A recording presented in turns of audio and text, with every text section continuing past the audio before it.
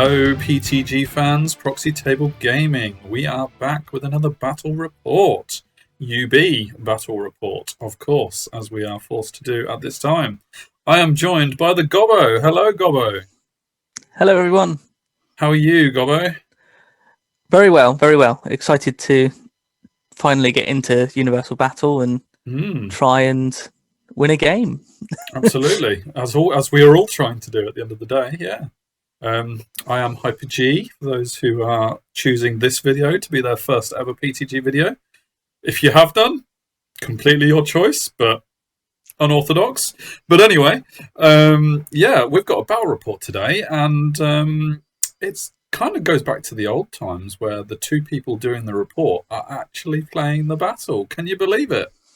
Exactly, yeah. It very much used to be a lot of me versus Lucky Sixes, which hasn't really happened all that much lately.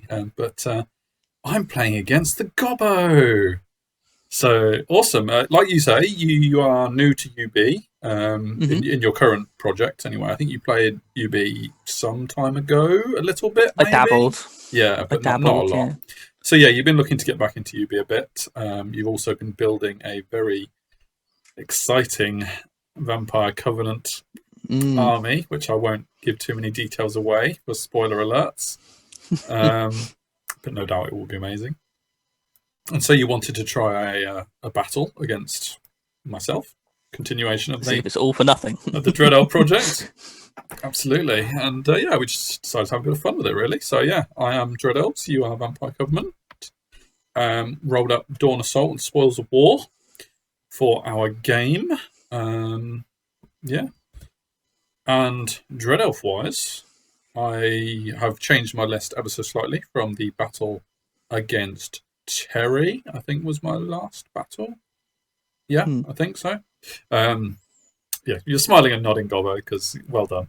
But I'm not sure you would know what I recorded last with Lucky Sixes, but it was good. It was good. Thank you. Cool. So, what are the changes to my Dread Elf list? I believe that is pretty much the change, isn't it? Really? Yeah.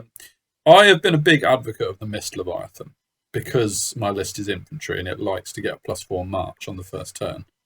But you'll see just from Gobbo's expression there that a lot of people think it's kind of meh.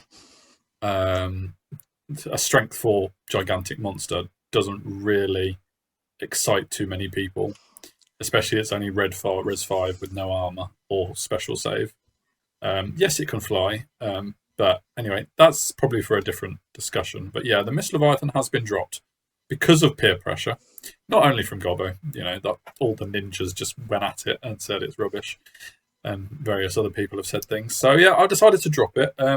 Also, thanks to Terry's comments, he advised that the Hydra kind of did what my infantry does anyway, i.e. blends infantry. I mean, the Hydra can do its job against bigger stuff as well. But he said, basically, why don't you go 2 Krakens, because they deal with the nasty stuff while your infantry deal with the other infantry. And it's a valid point, so I thought I'd try out 2 Krakens instead of Kraken Hydra and drop in the Mist Leviathan. Where's the points for the Mist Leviathan gone? Oh, Black Cloaks. Black Cloaks and a few extra Judicators again, basically. Everyone loves Black Cloaks, they're amazing. They're stronger chameleons, basically. Which is a bit crazy in itself, because no one was saying chameleons were weak. So, yeah, I'm going to try them out. And also include. Yeah, which is interesting, because we are recording this at a time of the Scottish Championships. Whether they'll still be going on at the time this is released, I'm not sure. But there's not as many Black Cloaks as you would think. A fair few, but you say also include, and I think there are 1 or 2 lists without it. I could be wrong. But how many players? There's 8 Dread Elf armies players. Out of how many armies? Out of 70. So it could have been more. Oh, okay. Considering Dread Elves is the new book. But yeah, interesting. I have taken more Black Cloaks to the Scottish Championship, which reports of those will be coming up. But yeah, they're good. They're really good. So yeah, we'll see how I get on with this iteration of the Dread Elves project. Going over to you, Gobbo. This screen is somewhat harder to read than my one, purely because new recruit and your vampire count general just lists off the screen, so I've had to squeeze it up a little bit, but hopefully people can still read it. But take it away. Tell us your thoughts. Yeah, so primarily the main thought of this army is what models I want to use. So then trying to then fit a usable army around it.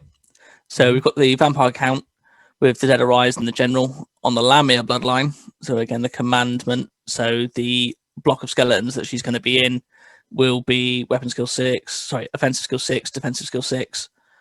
Court of the Damned as well with the Aegis. So she's got a nice save. But also, again, the extra hits and attacks that she gets with the other vampires that are on it. Yeah. Wizard Adept, so with Witchcraft. So again, the idea is to try and get off the spell that allows you to decrease agility again and offensive capability. Yeah. So that twinned with the court is really, really powerful. So it starts to really sap the speed of the elves. Yeah, which is quite good. Yeah. Oh, speed of anyone really. Yeah, and the offensive and defensive skill getting debuffed as well. Exactly. So you're turning your opponents from decent warriors into mewling peasants, basically. Really, aren't you? Yeah, yeah, pretty much. Vampire Courtier again, Lamia. Adept in Evocation. So again, that's just going to be my Razor. Again, Necromancer Apprentice on Evocation. So again, raising as well. Yeah. 40 skeletons, Spear, and the Rending Banner, so they can actually do quite a bit of damage if someone goes into them, especially when they're hitting normally on 3s or 2s because of the buffs. 2 more blocks of skeletons, and in each of those we've got another Court of the Damned. So I wanted to try the triple Court of the Damned, just to see what would happen. You're always going to be deploying them in the skeletons, aren't you? Which is why you're mentioning it now, really. So. Exactly. So don't worry too much about those skeletons being only 20 models, because the Court of the Damned kind of increases their footprint somewhat and ranks. So exactly, because they're sword and board as well with the parry saves. They're going to be in a block of 5. Yeah. 5 wide. So it's going to go back for like 12 ranks. Yeah, before rising, obviously. Yeah. Then double bat swarm, because I like the bat swarms. I think they're quite cool in the fact that they are core as well as they can actually hold a lot of things up. But again, more debuffs. So again, -1 to hit. You've also got the distracting, hard target. Yeah. So more negatives on the enemy, just passive. Yeah, absolutely. Then got Dark Coach, which is just a fantastic model. I can't wait to show you guys what I'm doing with that. Yeah, that'll be good. Extended chassis, because the model I've got doesn't fit on the base. So it's got to be done. Paying 10 points for that, but it's worth it if it looks good. Exactly. But also, again, the reason why I like it is that it gives you the bubble to allow you to march, which is good. Yes, our Dark Coaches are so good, and they're very good at zoning as well. Exactly. And then a block of 5 Vampire Knights, because vampires are knights. Yeah, vampire and knights equals, awesome. Exactly. Sweet. So, great, good stuff. Quite a more offensive list, I thought, as opposed to a normal sit back, grow list. Yeah, absolutely. You've got the tools to make the enemy think twice about their own stats there. So nice. So we are deploying pretty much. This is our deployment, in fact. Me first or you? You go for it, yeah. Cool. So top, we're Dawn Assault. So obviously corners. I think you chose to deploy at the bottom, did you? Yeah, I chose, and you chose to deploy first, I think. Yeah, I think so. Can't remember who went first. I'm pretty sure I went first, but we'll find out in a minute, won't we? Yes, I think we did. We'll find out. It's exciting. On the left-hand side, I've got the Temple Militants with my general. Then I got a Kraken. Then I got Temple Militants with the Divine Altar and the BSB. Very much standard setup for my army, really. Harpies in front of the Impassable Building, and then Judicators with the Outcast. Another Kraken on this side. Underneath us, which you can't quite see, maybe nearly can see, are the Black Cloaks, just hiding out on the side, just 18 inches away from the skeletons and out of line of sight of them. There's not a great deal of great targets for the Black Cloaks in this battle, really. There's no monsters with limited armor. You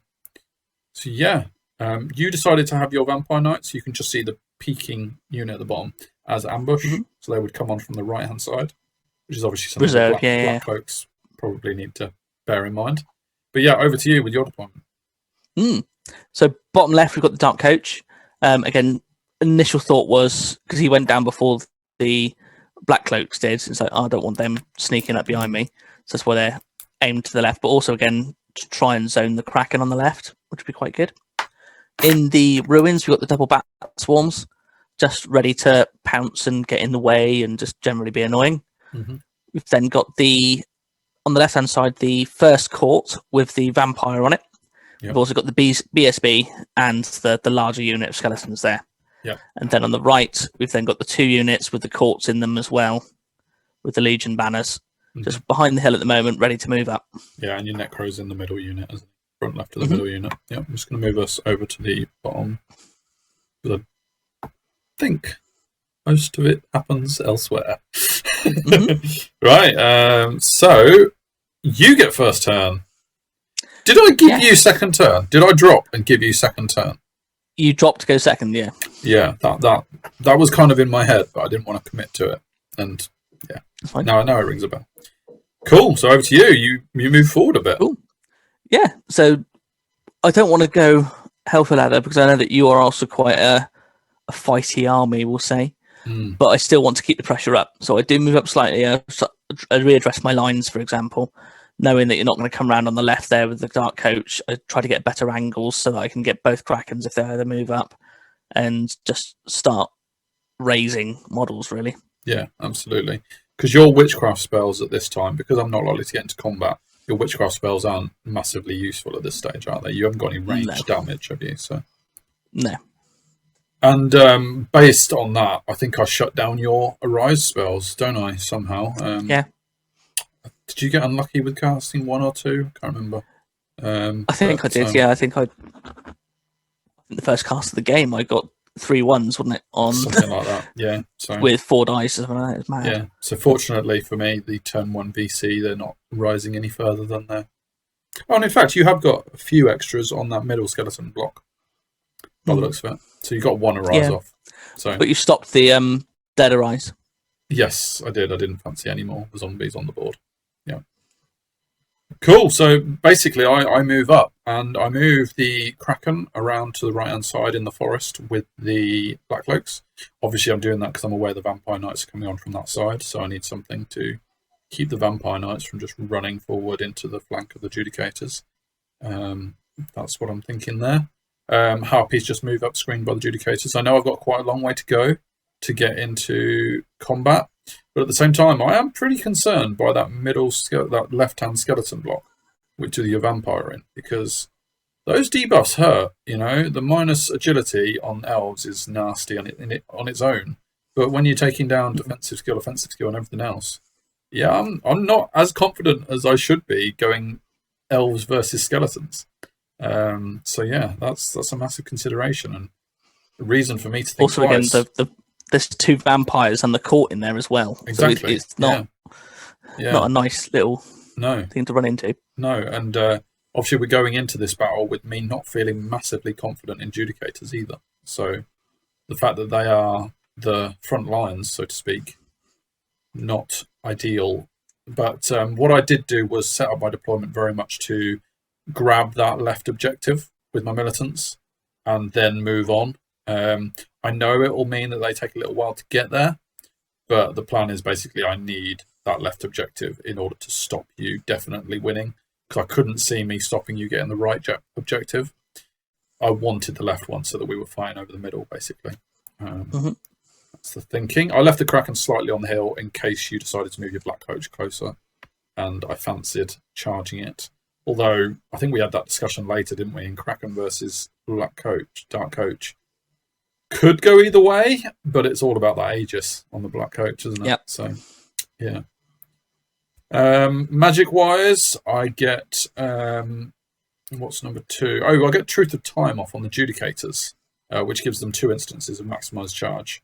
That's basically so that I can consider charging one of your smaller blocks of skeletons.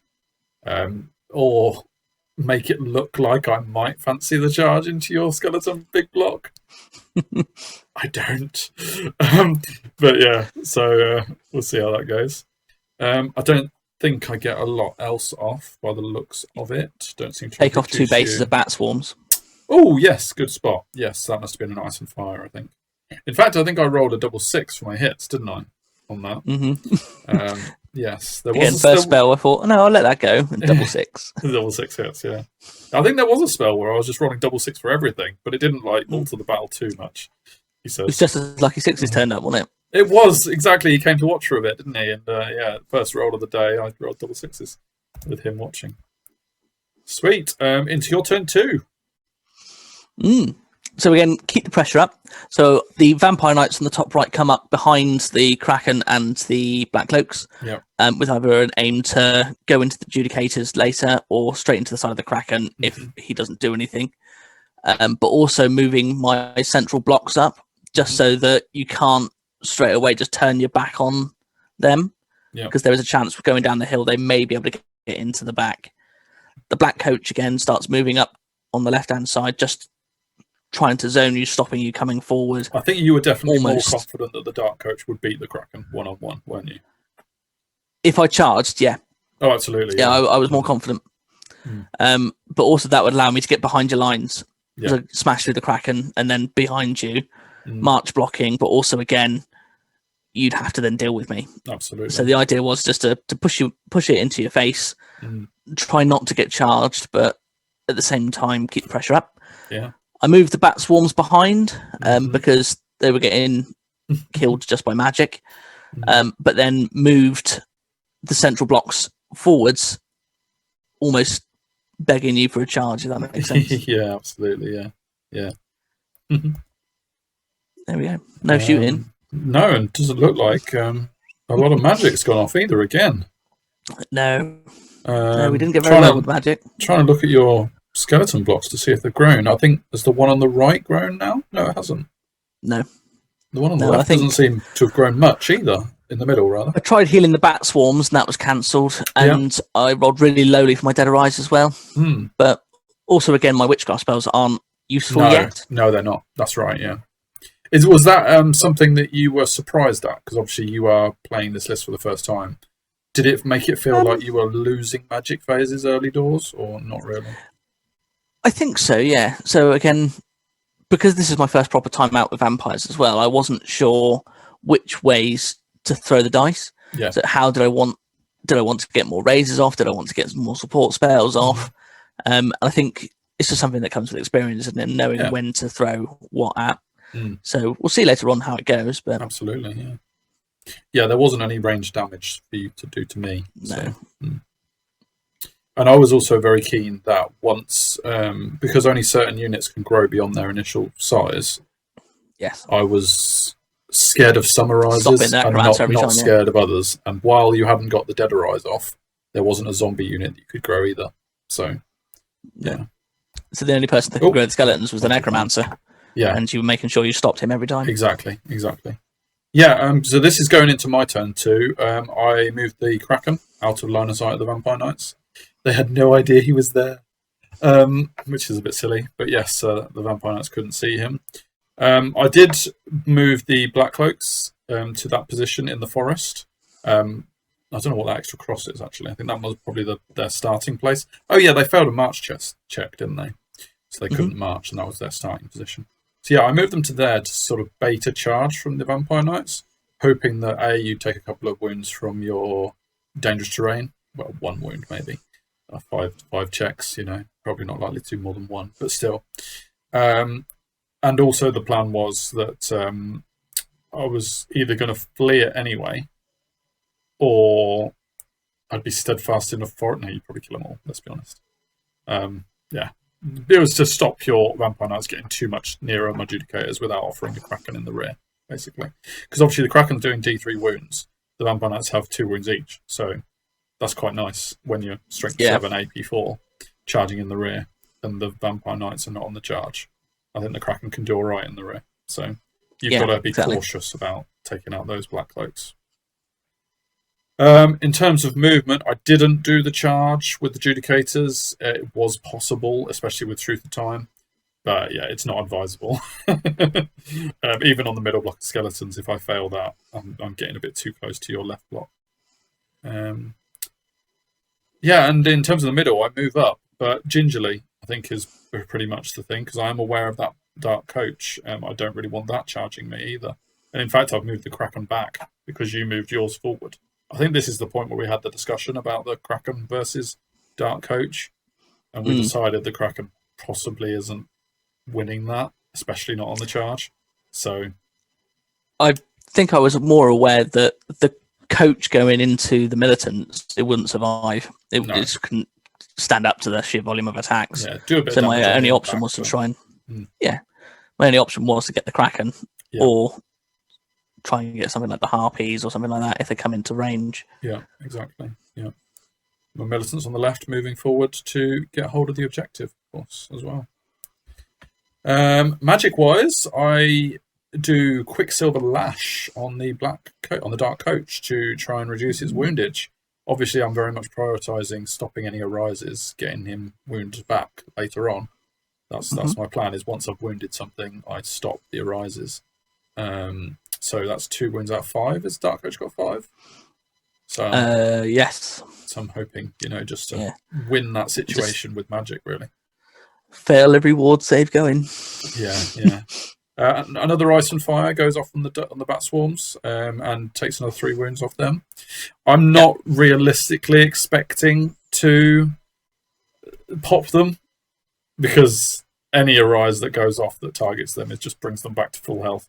But at the same time, there's not much point in putting ice and fire into a skeleton block. They just come back. So, I didn't want to reduce your skeleton units for you to just grow them back. And I figured this at least forces you to think about bringing the bats back. So, meh. That makes sense. Still quite standoffish in terms of the combat, really.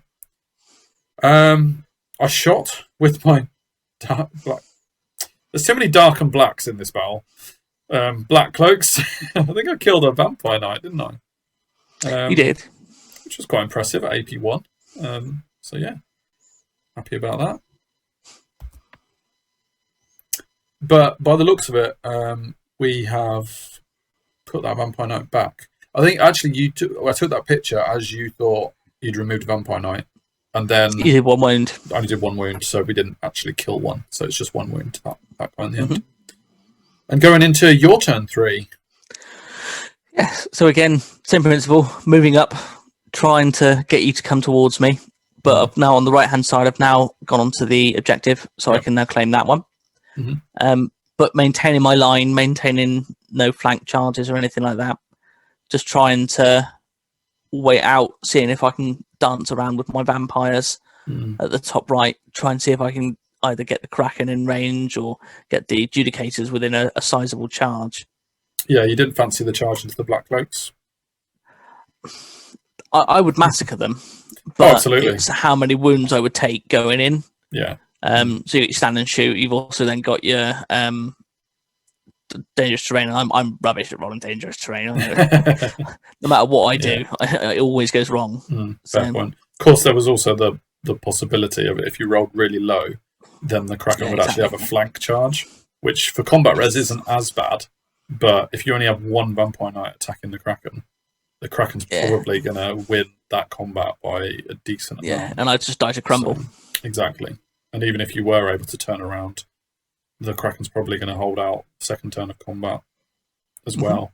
And again, charging the Kraken in the front or something like that, I'd be more than happy. Oh, absolutely. You'd kill it before it struck, probably. Yeah. Too right.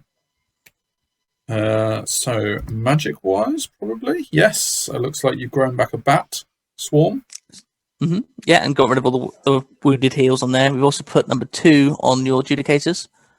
Yes. Which was the witchcraft spell. I can't remember which one it was. Deceptive Glamour, I think. Yes. Yeah. So, minus agility, minus defensive skill, offensive skill, something like that. So again, just piling on the buffs and debuffs and getting ready for something. Casting that, you also got Evil Eye on the other militants, which reduced their movement. So that was handy.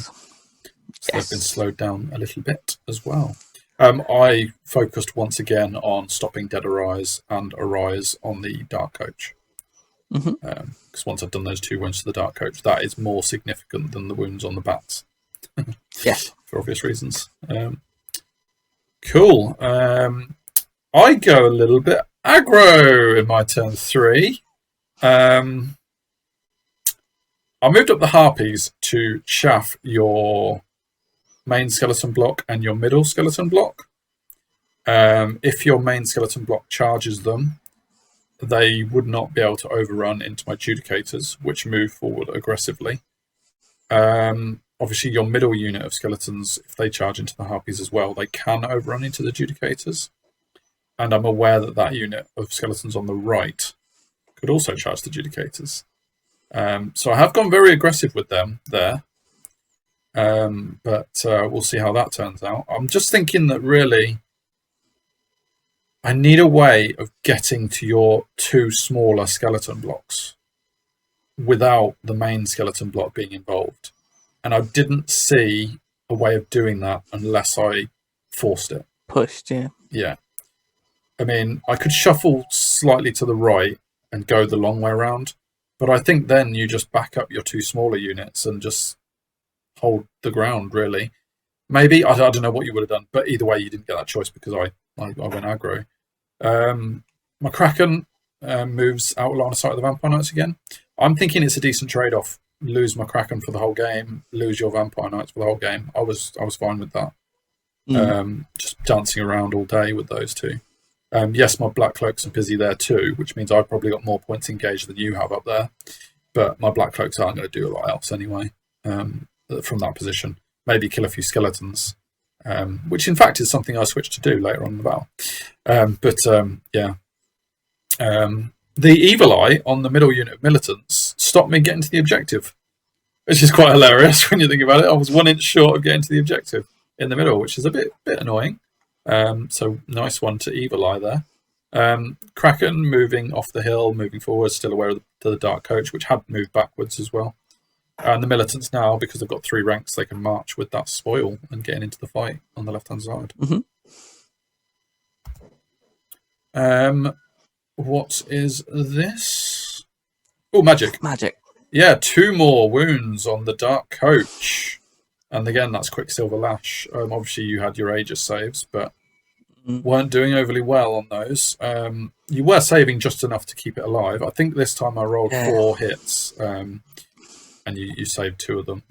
So it's only on 1 wound now, so pretty much the sting's taken out of its tail. Absolutely. You know, even if it's a charge off, it'll do a few wounds on the strike, but then probably die to whatever attacks it back. Yeah, exactly.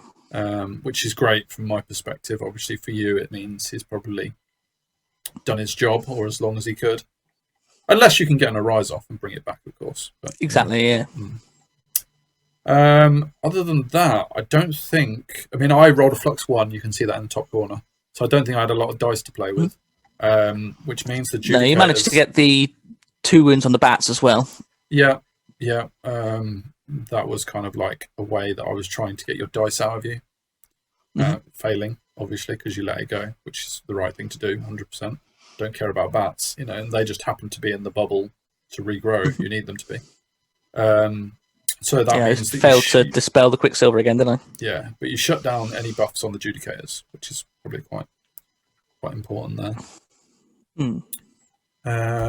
Into your turn, and it's charging time. Yes. So on the left-hand side, the Dark Coach just thinks, I'm not going to take another turn of magic, so he'll die. So I need to charge now.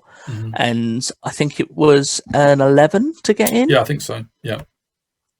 Which isn't that bad on Swift Stride. I'm happy to risk that. Rolled a 1-1-2. Yeah, so the opposite. You rolled the exactly opposite of what you needed, didn't you? Yeah. Yes, so he's stuck there now, waiting to be shot off. Yeah. We also then went into the Harpies with the left-hand side skelly block. Yeah. And we went into the Judicators with the right-hand side skelly block. With the aim of overrunning. Absolutely. So we have the 2 blocks into your 1 Judicators. Yeah, and you needed a 6 to overrun with the skeletons in the middle. And we were very much joking about, can he roll a 6? Because if you don't Apparently roll not that normally. 6, if you don't roll a 6 to get that middle skeletons, and the Judicators only have to fight this skeleton block, that's probably not great for the skeleton block long term. On the impact hits with the 1 Coven Throne, Yeah. not too bad. But if I were able to hold this combat without the middle skeletons, reform, get my Judicators in, that skeleton block's disappearing unless they get reinforcements from that middle unit. So that was kind of my hope. And also, insert comment for later. For some reason, I've cut my Kraken on the top right out of this picture, but he's not dead, so don't worry about that. No. Move your Vampire Knights to there as well. Stop playing silly buggers with the Kraken and try and get out of its range, but also threaten the cloaks. Yeah. So now that I'm not really worried about the Kraken coming behind me, I'm right up in your face, do something with them, or they're going to get charged. Yeah. Massive. And then I can wheel them round, bring them back into combat if the Court of the Dams go down. Yeah, absolutely. And then bring the Bat Swarms on the left up. Yeah. Getting them ready just to chaff if needed. And the ones on the hill as well, ready to chaff if needed. Yeah. Just to try and slow you down more. Absolutely. I think you were fairly confident as well that my militants in the middle were not going to be charging your big block, weren't you? Probably, but I see on the charge. I think you might have that one. Okay. Yeah, but I don't know. It's dicey again. But I'd rather on my on terms the charge fight I'd be you. agility 3, which would mean I would attack before the skeletons. Because Skellies are B3 as well, weren't they? Are they No, three? they weren't. I thought they were 2. I thought they were 2. I think. Yeah. They're 2. So yeah, you'd attack before the skeletons, which wouldn't be any good. No, the skeletons would be dead, basically. Even with their buff 2 defensive skill, I think they'd be dead. Yeah. They'd be dead and dead. So I think this situation, especially as you're going to get a reform after the harpies die. Yeah. Cool. Skeletons are 2. Agility 2. Yeah. Magic-wise, you finally get Dead or Eyes off. Hey! Which obviously reinforces the fact that you're stopping me getting the charge with my militants in the middle. You couldn't save 2d6 plus 4. Yeah. 7. I know. Good roll again. Good roll again. But, I mean, from my perspective, I was stopping you getting Dead or Eyes earlier because that unit 7 wouldn't stay 7 for long. No. So... it doesn't look like you got a lot more magic off, does it? No. Again, the idea with the zombies aimed that way is that even if you do come forward, I've got at least 2 turns worth of blocking to allow me to get through the Judicators to then come into you. Yeah. So that was my thought process anyway. Absolutely. Ooh, harpies die without much concern. We actually rolled that one out because I was under some crazy notion that some of my harpies might survive to attack your necromancer, but with -3 agility, no, they will not. Especially not on the charge. So yeah, the -3 agility hurts elves and harpies. And the moment of truth, can he roll a 6 to overrun? Yes, he can. And look at the carnage. Oh my lord. I mean, you've got impact hits, 2d6 impact hits with your Coven Thrones. You've got 12 attacks from vampires. 12 vampire attacks, yeah. You've got paramours on the Coven Thrones. And just to add to that, you've got a few skeletons to add to it as well. My agility is down to 2, which means all of you attack first. Yes. Which is what we needed, basically. It's incredible. Judicators literally, you can see that pile of Judicators dead. And I didn't roll that well to kill that many skeletons back.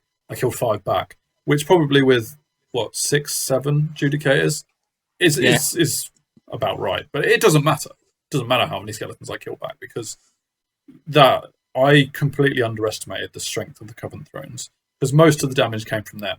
You know, the 2d6 impact hits and the 12 vampire attacks. And because my defensive skill was reduced, what was reducing that? Was it the Coven Thrones as well? Coven Throne, yeah, -2. Yeah, because the Covent Thrones reduced my defensive skill. Your vampires were hitting on 2s, weren't they? Yes. So it's just insane. Just shredded them. Absolutely shredded. You then going to get armor staves and just gone. Elves don't have armor staves. What are you talking about? Yeah, so yeah, the Judicators were just minced to pieces. I think the next picture probably is the aftermath. It is. So the Judicators did actually get away, which is something for me. You only chased with one unit, 1 though, inch. didn't you? Yeah, I did. You reformed with the other unit in the middle. But yeah, this situation has not... The aggro move by the Dread Elves, by me, has not gone as planned. I underestimated the Covent Thrones completely. So that was definitely my mistake there.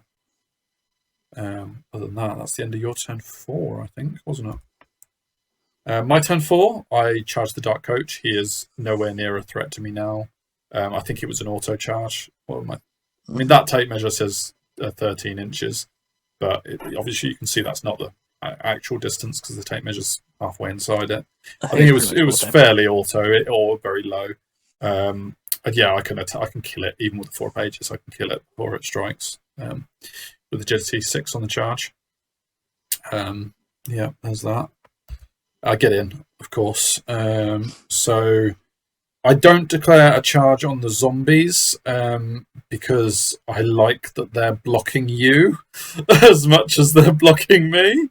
And losing the Judicators, or at least effectively losing them, because I rally and reform them, means that I am basically thinking I just need the objectives and then run away and just hope that that'll be enough. And if I can keep the points loss relatively low and win the objective, then I might be able to turn it back to a small win for me. But yeah, not liking this situation. My objective to try and get your 2 smaller skeletons blocks has failed, and now I've got to reassess, basically. I ignore the Vampire Knights with my Black Cloaks. I'm happy that they're now facing a place of the battlefield that doesn't concern me. Obviously, they originally concerned me for the flank charge in the Judicators. That isn't actually a thing anymore, so you're probably happy enough that the Vampire Knights have done nothing too. Because they've kept things busy. Kraken moves up out of the corner with the Black Cloaks, and now the plan is just to try and shoot some skeletons down if I can, because they're obviously the unit holding the objective for you. So I'm thinking, I said a double way of ensuring I get the objective is to get my 2 and maybe stop your 20 skeletons, because you've only got 20 skeletons in that block near the top. So I'm thinking if I can actually get rid of skeletons, then you can't be scoring there anymore. So that was the thinking. What do we got? This is after combat. The Dark Coach died, obviously. I think that's... Oh yeah, and my Black Cloaks have indeed shot a few skeletons off. And I got the plus agility buff on my militant block in the middle. Just to counter your debuffs, really. Ironically, that spell only slightly catches up your debuffs. You're giving me -3 agility. That gives me +2 agility. So even the spell isn't enough to reduce your debuffs, but still. Not that I think, you can't actually get your main block into them your next turn. But, I want buffs on militants, really. We're getting a bit tight in the middle, though. It's all happening in the centre. Yeah, and interestingly, I know that we were a little bit confused ourselves as the battle went on. I only moved on to the middle objective this turn. So I would need to pick it up in my turn 5. So I hadn't actually picked it up yet. No. You will see in a minute why that becomes a discussion point. You're turn 5 now. So really getting towards the business end of the game. Double charge into the Judicators. Yeah. And then just try to move the zombies and the bats just to really slow you down. And then set up a counter charge with the main block if anything does break through. Yeah. Another set of bats as well, ready to sort things out. And also, again, angling the knights so that if you do come forward, they'll be able to charge through as well. Yeah, definitely. So the idea is to smash the Judicators, run forward, try and then reform to get out of the way of the Kraken coming behind them. Your knights failed a march test, didn't they? Which is why they didn't move very far. Were you thinking that I might still come to you at this point, or were you thinking that I was probably going to pack up and go home? I still think the Kraken, the not the Judicators, the other ones, Militants and the Militants would wipe the floor with my main unit. In the right if they all managed to get in. Yeah. Exactly. So which is why you need to be a bit Kraken at the top.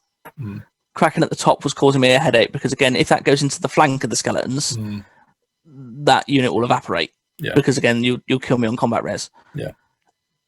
So there was still a potential. Yeah. So if you went aggressive now, it would be dicey still. Yeah, sure. Yeah. But you were thinking the opposite. You were thinking, get the Judicators, run away. I was. Yeah. Yeah. My Judicators had let me down and I was feeling a bit low about that. Right, magic-wise, you got number 2 spell off. Is that Deceptive Glamour again? On the Judicators? Glamour, so we're fairly sure that the Judicators are dead on impact hits and vampire strikes. So you're -4 now, aren't you? -4 agility. Yeah. And -4 offensive. Yeah, they are very defensive, sorry. Mewling peasants with great weapons and elf stats. Or elf bit rules, lightning reflexes and ruthless efficiency or artistry, whatever it's called. But yeah, they're debuffed to high hell. Yeah, I think that's probably about it. I think I'm stopping the arises as best I can, or you got bats back to full. Bats back. Both bats are back on full health now. But like I say, I'm not worried about. I'm not going to kill them, and they're not worth many points anyway. So. And then this was interesting, wasn't it? This is where the battle really got interesting. Because you killed the Judicators. No. You killed the Judicators, but my Outcast passed every 4-up Aegis save going to her and manages to flee. Yes. You then have a horrible decision of, do I reassess my position and let the Outcast go? She's worth about 450 odd points. Or do I try and chase her down and hope the Kraken can't get in because I've gone so far? I think you probably made the right call in chasing with both to get the Outcast, because you did get the Outcast, so that's a good few points. But one thing that I'd looked at, which I think you said you hadn't really looked at the time. No, so I had to go and sort the kids out a second, didn't I? So you I had a chance to look at the battle, and it turned out that if you rolled a 10 with your, I'm going to call them the middle skeletons, because they still kind of are the middle skeletons. If you rolled a 10 with your middle skeletons, then you would clip the blank of the Judicators by like millimeters. The militants, sorry. Yeah, the militants, yes, sorry. And that meant you would have to obviously flank charge them. Which I don't think was part of your plan, really, on their own. It's still not guaranteed to be one way or the other. You know, don't jump ahead of myself there. But you did roll exactly a 10 with that unit, which meant that you had to charge the flank of my Judicators, militants. Yes. The other unit rolled a 9 and was able to get further on, catching the Outcast. Well, they both caught the Outcast. The Outcast didn't run far. Yes, so this changes the situation a little, doesn't it?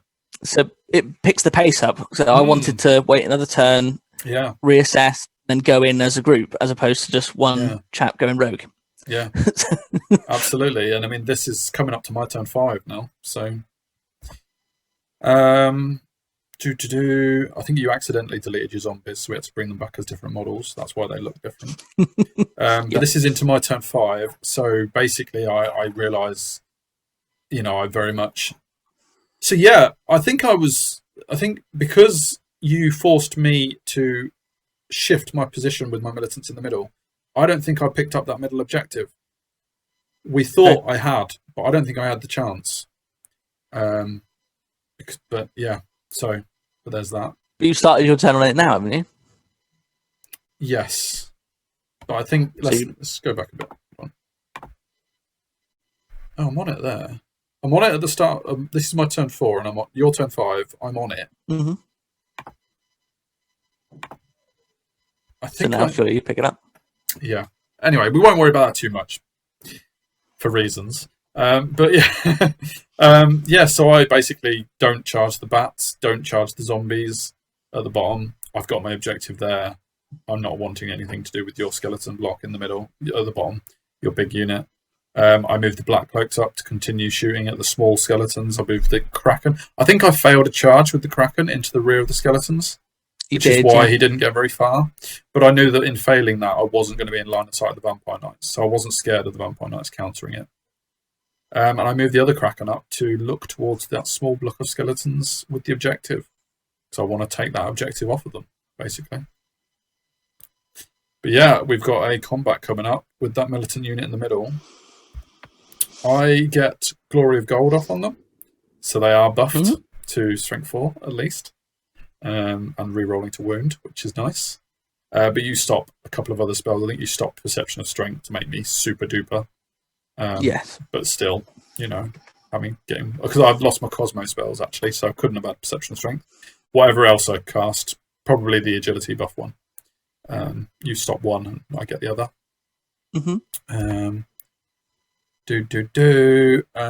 What are we looking at here? Oh, combat and shooting actually.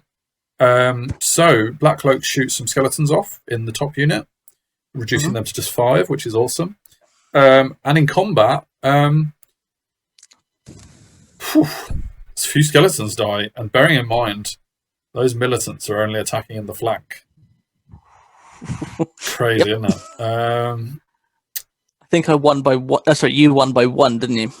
I won by 1, but the combat res was like 21-20 to me by the end of it, because you did kill a fair few militants, and you have a lot of static res coming in. You've got charge, flank, 3 ranks, Legion banner. Standard, Legion banner. That's without combat. I think it's big flank as well to add to that. So you're plus 8 just from static, a very quick count. And whatever else you did, it was a lot. The numbers were high in that combat res. But the Judicators in the flank, they slice up skeletons. I think this was a situation where I issued a challenge with my Temple Legate, and you accepted with your champion to protect your Necro. And we worked out afterwards you should have declined, which would have meant my Temple 3 Legate, overkill, wasn't it? Or 4 overkill? Yeah, I killed him and got 3 overkill just from that combat, that challenge. And if you'd have declined, my Temple Legate couldn't have fought at all, because you can see her down at the bottom left. She needed to be in a duel in order to get in, because you can't make way to the flank. So, in hindsight, I was obviously delighted that you accepted the challenge, because it meant my Temple Legate could fight.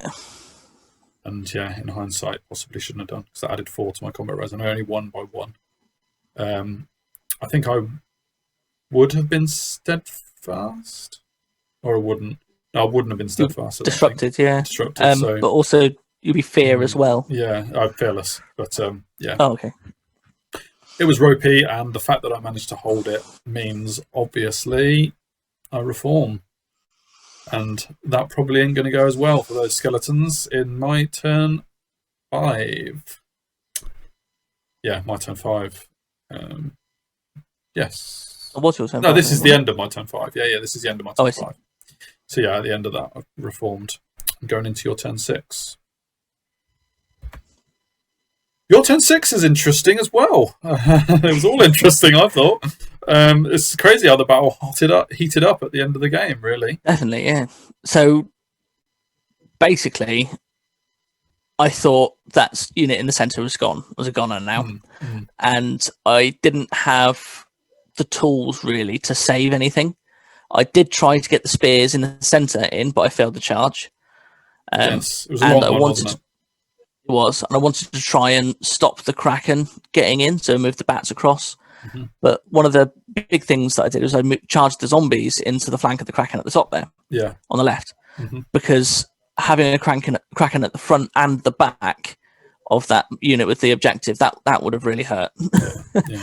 So stopping the Kraken now at least is good, and conserving points. So I've put the bats behind your militants. Didn't want to give you 3 points basically, and then the vampires Vampire Knights are just hidden behind the hill, just in case you had any more snipes or anything like that left. Yeah. Just to conserve points. Absolutely. Yeah. Yeah, but the failed charge in the centre, that was a bugger. Yeah, it was. I mean, it was a long one, but if you get that in, and you mince up those militants in their flank, they're not going to hold that flank. Put it that way. No. So. We did have Dan Scabfat, Dantiri, watching us, and we knew that you needed a big Arise spell in your magic phase to bring as many zombies, as many skeletons back into the game with your Necromancer. You were able to roll 4 dice on it, and I think... Did Dan predict you were going to roll really well? I can't remember. No, he realised that I was rolling D3s. Oh, yes, he did, and you didn't roll very well because you were rolling D3s. Yeah. He pointed it out to us. You re-rolled, obviously, as you have to, and that was your roll. So Dan claimed it was all him. Whether or not you've sent through any funds to him via PayPal, I'll leave that to you to admit to. Yeah. But that roll... support terrorism. Yeah, that roll on an Arise, you can see what it does. How many skeletons have you now got back? And that zombies, the Kraken fighting the zombies goes from fighting 7 zombies to fighting, is that 18 or 21? I think I maxed. Yeah, I think I got double 6 as well. The fact that you only rolled 7 to bring the unit up was poor, but now's the time to get a lot of zombies back. Like Kraken's busy the rest of the game. This is your turn 6. And the skeletons have both been boosted. That's the time to roll a good Arise. You got unlucky for a lot of your magic up till this point. But that was a good time to pull it out. Yes. Definitely. In terms of your movement, I think you moved that Bat Swarm over the top of the militants because obviously you didn't want me to get a turn 6. Easy points, really. Easy points. So you could have moved them in any direction to get out of their line of sight.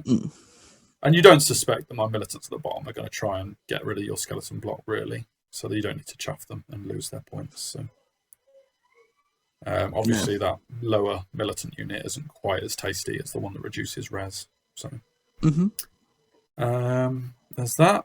And I think we pretty much go to combat at this point. Oh, yes. No, maybe not quite. That must be the end of movement.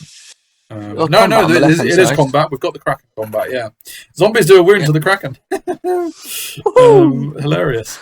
But yeah, the Kraken just starts mincing them, but it's not enough to get out of combat with them. So the zombies have done their job. So good move, Gobbo, good move. And then, I'm assuming next picture will be the next combat. There it is. No more skeletons in the middle. You've taken a decent amount of militants out. Yes, the vampires. The vampires doing the job, yeah. But yeah, the skeletons have disappeared, and the Covenant Throne crumbles. I think the Necro crumbles as well. It was just enough combat res. Now that I'm facing the right way and you haven't charged, obviously I've got Super Necro though. Standard. So I forgot about the Super Necromancer. So every time before he killed a man with his 1 attack. Oh yes, your Necro was 100% kill rate with his 1 attack each turn, wasn't it? Even like when it was against the Harpies, then the Judicators, then the Militants. I think it was 4 attacks it did in the total of the battle, wasn't it? Or, exactly, he killed 4. He killed 100%, yeah. Man of the match. Absolutely. So yeah, that was awesome. Rather annoying. I probably should have been allocating my attacks to him by that point because he was just killing everything, one by one. But yeah, and obviously me winning that combat and eliminating that skeleton block does not bode well for you in my turn 6 because I pivot, having to stick to that same formation. I charge the Kraken into the Bat Swarms and the Black Cloaks just to kill them. I obviously expect that my militants in the middle can do the job against that skeleton block in the flank. I don't need my Kraken in there, I don't think, and it's a long charge, so I don't declare the charge at the bottom because I don't want to lose my objective. If that goes wrong and I give you the objective, that's a disaster. So best to be discretion. And yeah, I get a +2 agility off on the militants to help them out a bit with the -3. So I am now agility 5. It's -3 +2 and charge. So yeah, it's only -2. Yeah, it's not the proper vampire. Oh sure, yeah.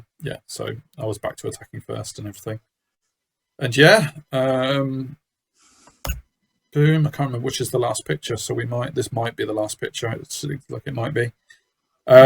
Yeah, militants kill the skeletons at the top pretty convincingly. The Coven Throne does survive to kill a few back, but it's Crumble that gets rid of it once again. Yeah. Obviously, irrespective of whether I claimed that middle objective correctly or not, I then took the objective off of your skeleton unit. So yeah, I've either got 2 or 3 objectives, depending on how that claiming of the middle one went, so it didn't really matter. Probably shouldn't have even brought it up. And yeah, the bats die to the Kraken and Black Cloaks. And obviously the zombies don't hold out against the Kraken. So turns out a 15-5 to the Dread Elves. But man, that was ropey and changed on a knife edge because of that. It was touch and go, wasn't it? That overrun. I think it probably could have been yours without that 10 overrun. Because I think you would have played it a bit cagier in your turns 5 and 6. I would have gone in with 3 units. You know? Yeah, I'd have blocked the Kraken, blocked the militants on the left, and gone in with 3 units into the main unit. Yeah, and I would have lost the objective.